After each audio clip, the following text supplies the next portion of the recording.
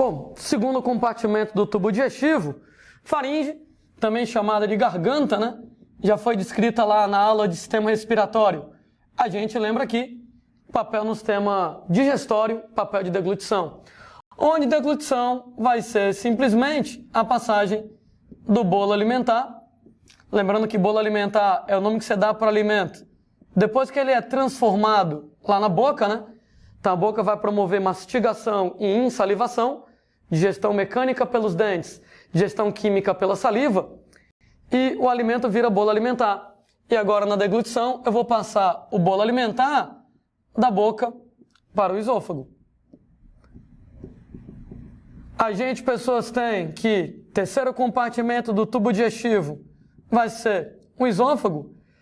E o esôfago, gente, simplesmente um canal para poder transportar o bolo alimentar até o estômago, para conduzir o bolo alimentar até o estômago. Existem algumas enzimas digestivas que são fabricadas no esôfago, mas nenhuma delas, moçada, tem uma ação significativa. Em outras palavras, né, o esôfago pode até fabricar algumas enzimas digestivas, mas não fazem tanta diferença na sua vida. Tanto que eu nem vou me preocupar com as enzimas esofagianas. A única enzima que atua significativamente no esôfago ainda é a pitialina da saliva, né? Porque quando você engole o bolo alimentar, a pitialina continua trabalhando. Pitialina só deixa de trabalhar quando chega no estômago, né? Porque o pH de ação lá na boca, né, um pH neutro, que é o pH ideal de ação da pitialina. E o pH do estômago é um pH ácido.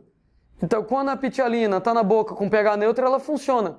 Mas quando ela chega lá no estômago com pH ácido, pitialina ela é desnaturada, e é quando a pitialina da saliva para de funcionar. Aliás, estômago, né? Quarto compartimento do tubo digestivo relacionado com a atividade chamada de quimificação. Onde quimificação vai ser a digestão química lá no estômago. E essa digestão química lá no estômago, ela, moçada, vai pegar o bolo alimentar que saiu da boca e vai transformar o bolo alimentar em quimo. Daí o nome quimo, é o nome que descreve o alimento. Quando ele sai do estômago, então o alimento quimicamente transformado no estômago vira quimo, daí o nome quimificação. Então o bolo alimentar que chega da boca vai acabar virando quimo. Anatomicamente, né, moçada, a gente lembra de alguns componentes que o estômago ele vai apresentar. O estômago está relacionado com o esôfago, né? Antes dele, aí você tem o estômago e depois você vai ter o duodeno. Sendo, né, pessoas, que o estômago está do lado esquerdo da gente, né? Os anatomistas descrevem com a forma de uma letra J, né? Uma bolsa em forma de J. Nunca consegui ver um J nessa desgraça aqui, mas tudo bem, lá do lado esquerdo. E, anatomicamente, nós vamos ter a entrada do estômago, chamada pelo nome de cárdia. Então, cárdia, a entrada do estômago. Gente, na cárdia, nós vamos ter um anel muscular, nós vamos ter um esfíncter, um anel muscular, para exatamente evitar que o alimento volte do estômago para o esôfago. Então, às vezes que o alimento, o bolo alimentar, chega no estômago, ele não pode voltar porque a cárdia não deixa, né? Então, a cárdia tem um anel muscular. O nome cárdia é devido à localização anatômica, né? Bem aqui assim, você vai ter o diafragma, principal músculo da respiração, e nessa área aqui, nós vamos ter o coração. Então, a cárdia está bem perto do coração. E dá o nome cárdia, né? Cárdia, cardio, tem a ver com o coração. Até comentei na aula de sistema respiratório que todo mundo, quando era moleque, brincando de bola, já levou uma bolada na boca do estômago, né? Levou uma bolada nessa região para você sentir falta de ar. Essa região aqui é a boca do estômago. Bem aqui nessa região tem o diafragma. Quando você leva a bolada na boca do estômago, a bola empurra o diafragma, empurra o ar do pulmão para fora, esvazia completamente os pulmões. Aí os pulmões sem ar, você vai ficar com falta de ar, aquela sensação de falta de ar, de levar uma bolada na boca do estômago. A bola empurra o diafragma, que vai empurrar o ar para fora, você fica sem respirar. Então, exatamente, boca do estômago, a cárdia, vizinho ao diafragma, vizinho ao coração. Se a entrada do estômago se chama cárdia, a saída do estômago se chama piloro. Então, o piloro vai ser lá a saída do estômago, onde a gente tem no piloro um outro anel muscular, né? Então, isso aqui no esfíncter da cárdia, para exatamente evitar o refluxo do alimento de volta para o esôfago. E no esfíncter lá do piloro, a gente vai ter o objetivo de controlar a passagem do quimo para o duodeno, vai passando aos pouquinhos, né? Então, antes do estômago, o esôfago, depois do estômago, o duodeno, primeira região do intestino delgado. Gente, lá na parede do estômago, nós vamos ter algumas células secretoras relacionadas com a produção do famosíssimo suco gástrico. Lá vamos nós, você tem, número 1, as chamadas células pépticas ou células principais, onde as células pépticas ou principais vão produzir pepsina, que é a principal enzima digestiva no estômago. Na verdade, não vai produzir pepsina, vai produzir pepsinogênio, onde o pepsinogênio ele é uma proenzima, ele é um zimogênio. Para quem não lembra, gente, da nomenclatura, proenzima, zimogênio é a forma inativa de uma determinada enzima. Então você vai lá produzir o pepsinogênio, proenzima ou zimogênio na forma inativa e no segundo momento isso vai ser ativado em pepsina e a pepsina é a forma ativa. O segundo grupo de células secretoras que nós vamos ter na parede do estômago são as chamadas células oxínticas ou parietais. Células oxínticas ou parietais, elas vão ser células que elas têm o papel de produzir o ácido clorídrico do estômago. Então, para produzir lá, HCl. Aliás, para produzir o HCl lá do estômago, nós vamos ter nas células oxínticas ou parietais uma bomba de prótons. Já usamos, moçada, essa nomenclatura algumas vezes, né? Você vai ter aqui na parede do estômago uma bomba de prótons. Essa bomba de prótons vai ficar jogando o H+ aqui dentro. Quando você vai trazer o H+, o Cl- vem junto por atração eletrostática. Aí você forma HCl aqui na jogada. O nome é bomba de prótons, né? Aquela história que o hidrogênio ele apresenta apenas um elétron e um próton. Se você vai lá e tira esse elétron do hidrogênio, ele fica H+. O que quer dizer que o H+ ele é apenas um próton. Daí a gente até usou essa nomenclatura antes, né? Falou em bomba de prótons, bombear H+. Aí o H+ traz o Cl-, forma lá o HCl. E nós temos ainda células na parede do estômago, chamadas de células mucosas, onde as células mucosas têm um papel de produzir muco. O muco da saliva tem um papel essencialmente lubrificante, né? Para lubrificar as vias digestivas para o bolo alimentar passar de maneira mais fácil, com o mínimo de trauma possível, né?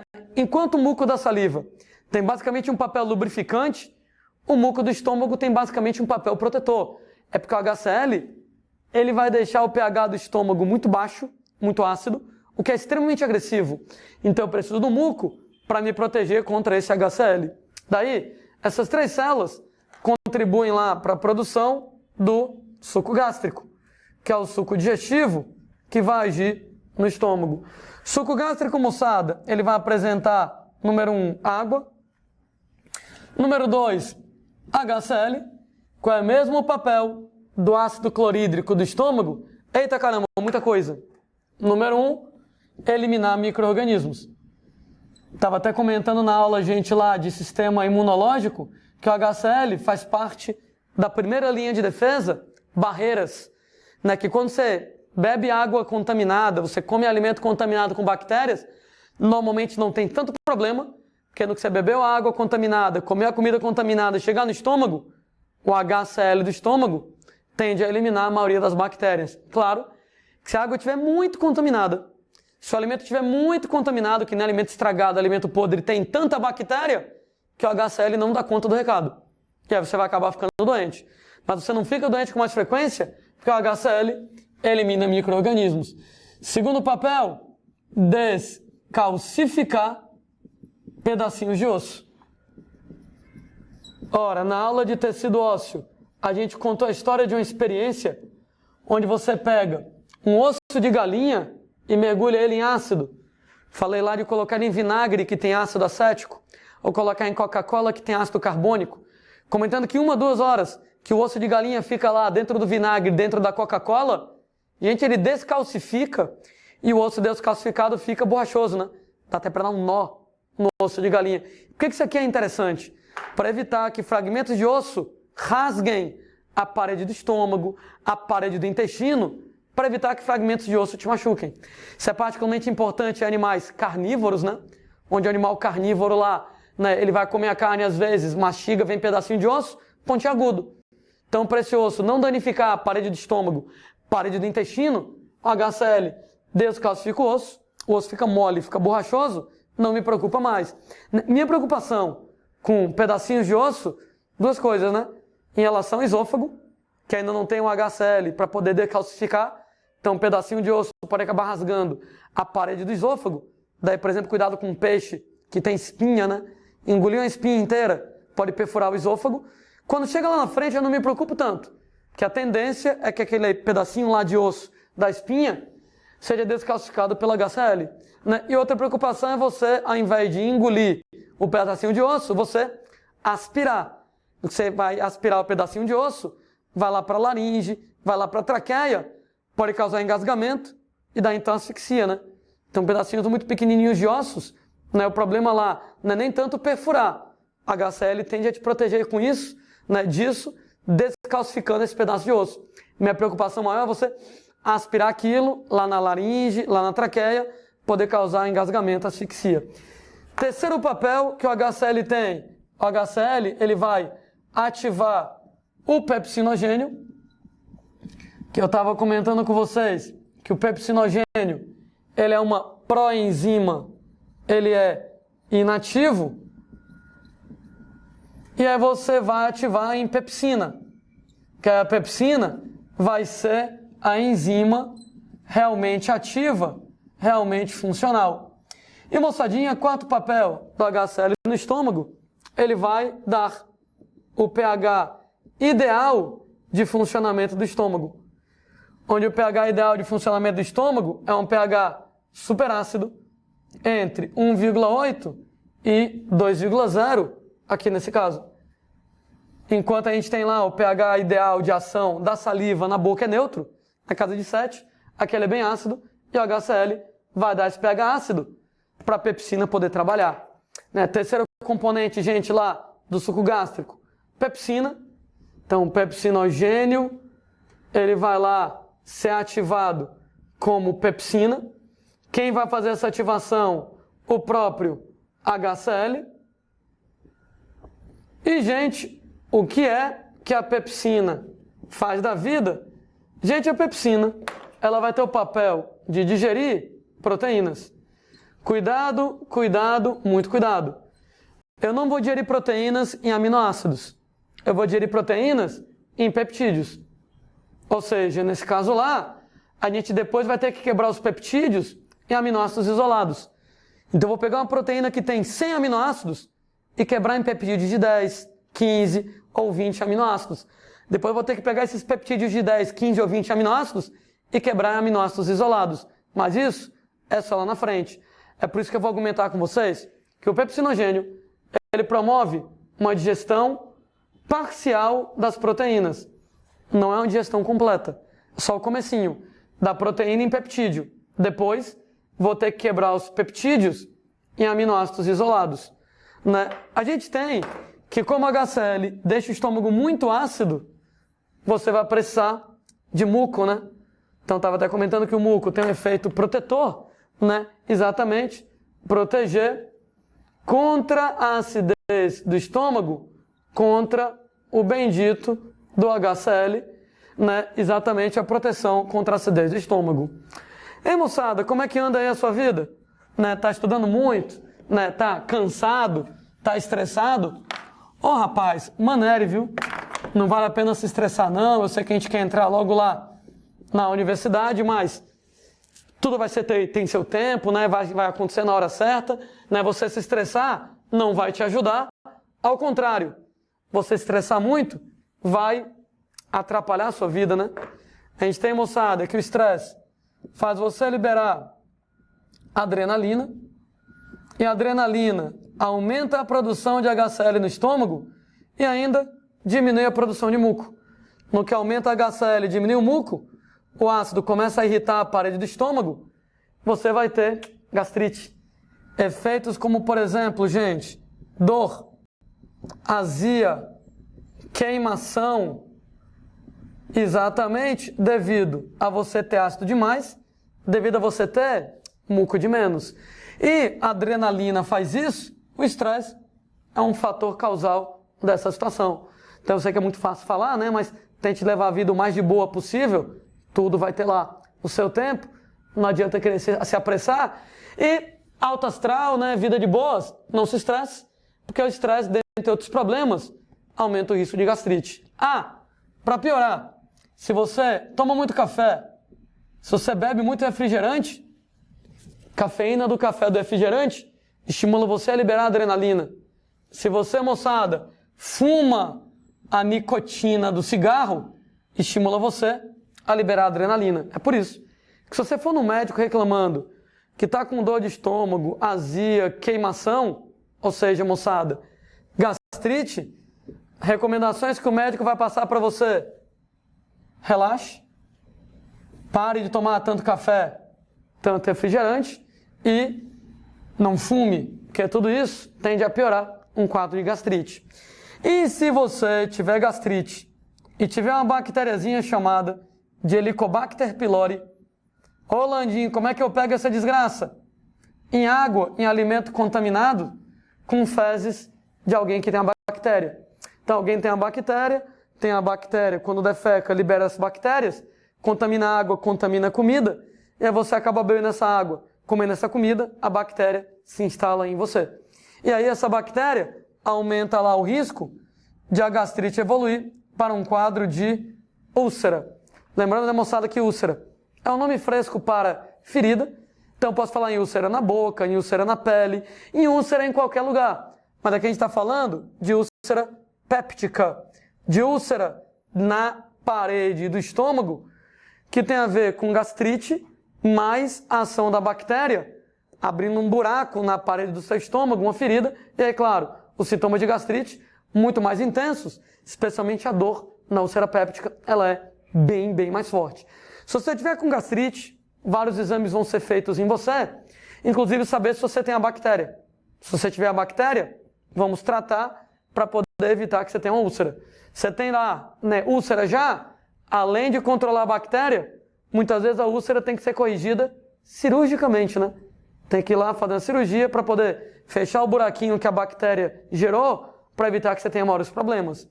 Alguém reclamou comigo: Landim, como é que a bactéria sobrevive no estômago?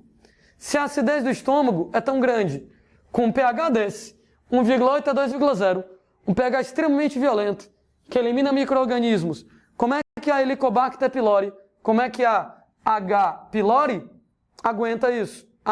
Ela tem um truque para poder sobreviver na acidez do estômago. Ela, moçada, apresenta uma enzima chamada de urease. Essa enzima urease, ela é uma enzima que vai pegar ureia no suco gástrico. Ô Lani, você nem tinha descrito a ureia no suco gástrico. Realmente, né?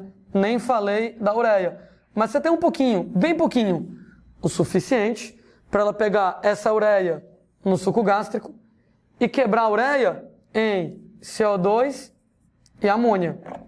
E uma vez que ela quebra a ureia em CO2 e em amônia, ora, das aulas de química, amônia, ela fornece lá um pH básico.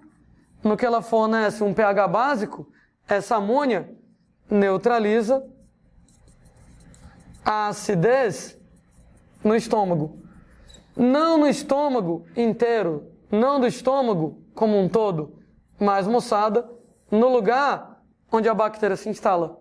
Então, ela consegue sobreviver a H. pylori na acidez do estômago, graças a essa enzima urease, pega a ureia, quebra em CO2 e amônia, amônia de caráter básico, base, neutraliza ácido, então neutraliza a acidez do estômago, na região onde ela se instala, né? Não é no estômago inteiro. Tanto é que está lá o resto do estômago queimando de ácido, e no lugar onde a bactériazinha está lá, ela está de boa, protegida devido à amônia que ela fabrica para neutralizar a acidez. E com isso ela se instala na região e, devido à ação do metabolismo dela, abre um buraco lá na parede do estômago. Daí, quando você está lá com gastrite, quando você está com úlcera, como eu falei, maneirar com os fatores que levam isso a acontecer, estresse, cafeína, nicotina, combater a bactéria e muitas vezes, moçada, medicação, né? Acho que muita gente já ouviu falar em medicamentos como, por exemplo, omeprazol, pantoprazol. Tem vários medicamentos desses e, claro, que ninguém tem obrigação de saber como é que o medicamento funciona, mas a gente coloca só para você ter uma ideia como é interessante. Ele é um inibidor da bomba de prótons. Da bomba de prótons lá do estômago. Nesse caso, quando eu falo que ele é inibidor da bomba de prótons do estômago, quando você toma o omeprazol, inibe isso, o resultado não joga mais H+, e o Cl- não vai mais junto. E com isso, diminui a acidez. Então ajuda no tratamento de gastrite, úlcera e daí por diante. Ah, outra coisa chata que a adrenalina também vai ter, é que além dela aumentar a HCl e diminuir o muco para poder chegar e causar gastrite, a adrenalina, ela também vai acabar promovendo um outro efeito. Esse outro efeito é pegar o esfíncter da cárdia e relaxar o esfíncter da cárdia. Uma vez que você vai ter o relaxamento do esfíncter da cárdia, o relaxamento do esfíncter da cárdia, eita gente, problemão, né? Qual é o papel do esfíncter da cárdia nessa região? Exatamente, evitar que o alimento do estômago volte para o esôfago. Então a cárdio muscular fecha para não deixar o alimento voltar do estômago para o esôfago. Se, entretanto, o esfíncter da cárdia relaxa, você vai ter o que a gente chama de refluxo. Refluxo, a volta do alimento do estômago para o esôfago. E isso, gente, é um problemão. O que eu vou dizer que é um problemão? Porque, bem ou mal, o estômago tem muco para se proteger da acidez. Mas, gente, o esôfago, ele quase não tem muco. Isso quer dizer que quando o alimento sai do estômago, o alimento sai do estômago com o HCl, ele sai do estômago ácido pra caramba, e quando ele chega no esôfago, com o esôfago tendo bem pouquinho muco, não tendo muita ação protetora, você pode ter úlcera de esôfago. Aliás, úlcera de esôfago é até mais comum que úlcera de estômago, né? Do que úlcera péptica, do que úlcera de estômago. Porque, como eu falei, bem ou mal, o estômago tem um muco para te proteger. O esôfago não tem. Daí minha preocupação com um quadro de refluxo é que quando relaxa o esfíncter da cárdia, devido à adrenalina, estresse, etc., o alimento, moçada, ele vai voltar do estômago para o esôfago ácido e pode causar úlcera de esôfago nessa situação. Essa história de refluxo é muito comum em bebê, né? Por que é muito comum em bebê? Porque no bebê, a musculatura do esfíncter da cárdia ainda não está plenamente desenvolvido. E é por isso que bebê costuma regurgitar muito o alimento, né? Bebê costuma gorfar com muita frequência, né? Então quem já teve, ou quem tem criança pequena em casa, talvez lembre que de vez em quando o moleque dá aquela regurgitada do alimento em você, porque naturalmente no moleque o esfíncter da cárdia não fecha muito bem, então ele relaxa, e aí refluxo de alimento do estômago para o esôfago, no caso do bebê leite, né? Aí vai tacar o leite em você. Por isso que todo mundo também acha que tem uma história, né? Que quando o moleque toma o leite, não pode botar ele para dormir logo de cara. Porque pode ser que ele tenha um refluxo durante o sono e o alimento volta para a boca e pode ser que ele aspire o resto de alimento, o leite, por exemplo, lá. No que ele aspira, pode engasgar, asfixiar. Pode matar, infelizmente, gente, o moleque lá. Né? Daí, segura o molequezinho um pouquinho no colo, né? Depois que ele tomou o leitinho dele e tal. Né? Espera ver se ele vai ter refluxo, né? Se ele vai gorfar em cima de você. Ou, moçada, espera, por exemplo, ver se ele arrota, né? Se ele arrotou, ufa, tô de boa. Porque arroto é a eliminação de gases do estômago. Se o moleque arrotou, os gases saíram do estômago, quer dizer que as vias digestivas estão todas desobstruídas do estômago até lá a boca. No que ele arrotou, saiu lá os gases do estômago, vias desobstruídas, não tem mais do que ele ter refluxo, não tem mais do que ele gorfar, então não tem um perigo de quando eu colocar ele para deitar, ele ter o refluxo do leite, aspirar o leite, engasgar, asfixiar. Estou relaxado quanto a isso. Pode botar um menino lá para dormir, né? Pode dar uma relaxada quanto a isso. Por falar em leite, por falar em crianças recém-nascidas, gente, no suco gástrico de recém-nascidos, nós vamos ter alguns outros componentes importantes para lembrar, ok? Em recém-nascidos, não é no adulto. No adulto é basicamente água, HCl, pepsinogênio, pepsina e muco. Mas no bebê recém-nascido, duas outras estruturas, duas outras enzimas que eu queria lembrar para vocês. Uma enzima, moçada, chamada lá de renina ou labifermento. Existem duas substâncias no corpo humano chamadas de renina. A outra vai ser fabricada nos rins e vai ser um hormônio. Então, infelizmente, é um saco, né? Porque quando o cara fala em renina, tem que tomar muito cuidado. Será que a renina é enzima do estômago? Ou será que a renina é hormônio do rim? Você vai ter que chegar e tomar cuidado com isso. De qualquer jeito, a renina, enzima, ela tem um papel nesse caso de coagular a caseína, principal proteína do leite. Ora, qual é o sentido disso? Gente recém-nascido só bebe leite e só deve beber leite. Não deve comer mais nada. E aí, quanto mais tempo o leite passar no estômago, mais eficiente é a digestão da proteína do leite. Só que leite é líquido. O que quer dizer que a tendência do leite é passar de maneira bem rápida pelos compartimentos digestivos. Quando chega no estômago, entretanto, a renina coagula a caseína do leite. Coagular quer dizer precipitar. Precipitar quer dizer afundar de uma certa maneira. Então a proteína, ela afunda, gruda na parede do estômago. No que a proteína gruda na parede do estômago, ela passa bastante tempo grudada na parede do estômago, de maneira a pessoas que aumenta a eficiência na digestão da caseína. Então, coagular a caseína do leite, exatamente, manter mais tempo no estômago, manter ela por mais tempo na parede do estômago, exatamente, para poder melhorar a digestão. Para garantir que o leite vai ser digerido muito bem, para garantir um ótimo aproveitamento nutricional do leite por parte do moleque. Se alguém lembra da aula de fermentação, a gente conversando com vocês sobre a produção de queijo, comentando que para você fazer o queijo, você pega o leite e coloca um negócio chamado de coalho. Que o coalho, ele coalha, coagula o leite, para o leite começar a solidificar e virar queijo. E eu comentando que o coalho é extraído do estômago de mamíferos recém-nascidos. Eis o coalho. O coalho é a renina, o labifermento. Vou pegar bezerro, vou pegar cabritinho jovem, vou pegar ovelhinha jovem e vou lá no estômago e tiro a renina. Né? Misturo com leite, coagula, coalha a caseína. Caseína, proteína funda, forma uma massa sólida, que é exatamente o queijo. Então isso aqui ajuda, é fundamental, aliás, na produção de queijo. Nós temos pessoas, ainda no suco gástrico de recém-nascidos, uma enzima lipase gástrica. Lipase, né, moçada, digere lipídios, né? Então, nesse caso lá, o papel digerir óleos e gorduras do leite. É bom lembrar que leite tem bastante gordura, uma importante fonte de energia para o moleque. Então, digerir óleos e gorduras do leite em ácidos graxos e glicerol. Mas, gente, cuidado, cuidado, muito cuidado.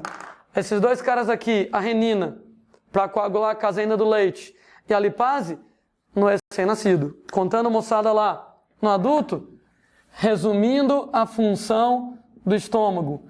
Função do estômago, quimificação, digestão química no estômago, o bolo alimentar, vai virar quimo, e no que o bolo alimentar vira quimo, o que é que aconteceu de interessante? Eu tenho a digestão inicial das proteínas.